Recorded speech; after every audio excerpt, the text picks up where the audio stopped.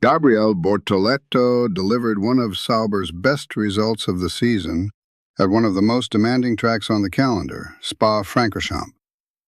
In sprint qualifying, the Brazilian reached the final phase and secured a spot inside the top 10. Something few expected so soon, given where the team is right now. With consistent lap times and assured driving, Bortoletto not only beat direct rivals, but also left a strong impression at a circuit that demands technique and confidence. This performance reignites the debate about Sauber's potential and how far the Brazilian can go this year. In this video, we break down what happened at Spa, the times, the qualifying context, how he compared with the leaders, and the realistic chances of scoring in tomorrow's sprint. All of it comes with data, clear explanations, and no hype. If you like following a driver's development and understanding what's behind the numbers, this is for you. The day began with moderate expectations in Sauber's garage. Another sprint Friday with unstable weather and a tricky Spa track where every detail matters. Bortoletto knew he needed consistency, especially in a car that's still evolving. He cleared Spa 1 with room to spare, but the eye-catcher was Sound 2, where he set a strong lap, and then Sound 3, on a drier surface and with tighter margins, where a 1:42.176 secured 10th on the sprint grid. Even outside the initial points, only the top 8 score in the short race. The rookie putting Sauber in the top 10 was noteworthy. A clean display, with no errors, and a sign that the car development work is starting to pay off. And this wasn't an isolated case. Here's how it connects to the team's recent progress. Bortoletto's Spa 2 pace didn't come out of nowhere. It's the direct result of adjustments Sauber has applied over the last few rounds, especially to the floor and to the aero setup for high-speed tracks like Spa. The package is more stable, with less drag and more confidence in fast corners. The rookie made the most of it and showed he already understands how to extract the car's potential under pressure. Tire choice was on point. His lines through Blanchimont and Eau Rouge were consistent, and the data suggests he lost little time in the more technical sectors, an issue that was common earlier in the year. There's also a psychological factor.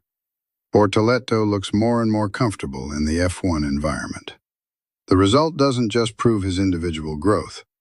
It also gives Sauber fresh momentum to keep investing in the current project, with an eye on the 2026 Audi era.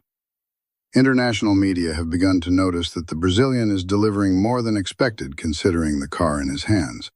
Inside the paddock, the reaction was discreet but respectful. Team bosses and engineers track this kind of evolution closely, especially when it involves a young driver in a structure still seeking stability. What weighs in his favor is consistency. This isn't about a single miracle lap, but a sequence of sessions with competitive times, controlled tire wear, and sharp track reading, quietly yet steadily eye-catching.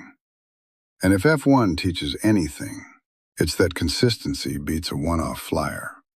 Can he convert this into sprint points? From P10, he starts right behind the scoring group.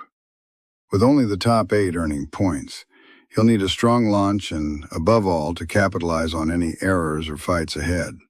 Spa often provides that, especially on lap 1. The Kimmel straight after Eau Rouge is one of the calendar's prime overtaking zones.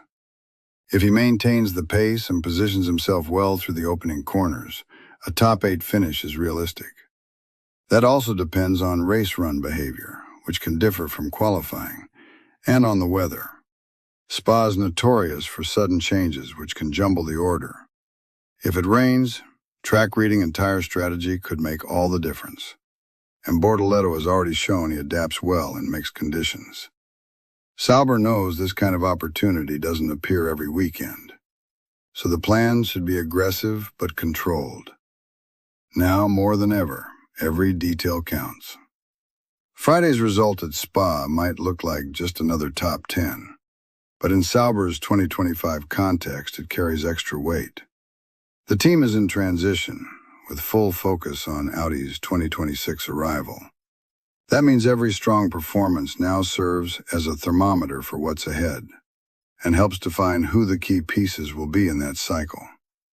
Bortoletto is seizing every opportunity, not with talk, but with consistent laps, composure, and a mature read of the race. Keep this up and he won't just cement his place at Sauber. He could become a central figure in Audi's structure in the medium term.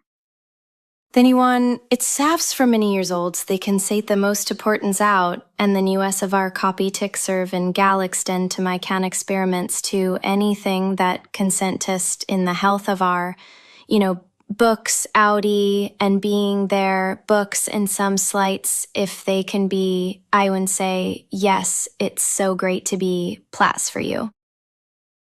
Rebuilding teams value drivers who deliver even without a front-running car. Taking the car to SQ3 and setting Sauber's best time at Spa so far isn't just good for his resume. It also lifts internal morale after below-par qualifyings. Spa shows the evolution is real. Now we wait to see how this form carries into the next rounds. That's where we close the analysis and open the floor for conversation with those following it all up close. So, what actually unlocks points from P10? First, the launch.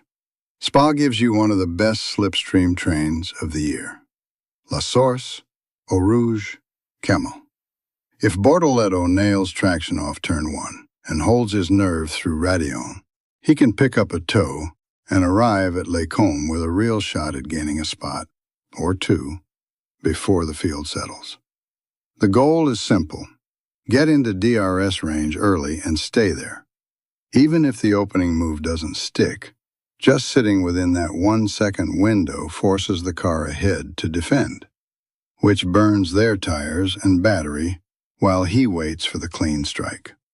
Tires and tempo. This sprint won't reward panic. The key is tempering aggression with tire life, especially through Pouhon and Stavelot, where over-pushing kills the rears. If it's dry, think build pressure without boiling the rubber, then cash in late when others fade. If we get mixed conditions, track reading becomes king. Pit neither too early nor too late if an enters window opens, and avoid the trap of matching someone else's stop just because they flinched first. One lap of patience can flip an entire sprint when the surface is half wet, half dry. Traffic and targets. From P10, you're typically racing that tight cluster of Williams, Haas, Alpine. They're quick in a straight line, but can struggle when forced into defensive lines. That's where Bortoletto's recent calm helps. Pressure them into compromised exits, then punish on Camel.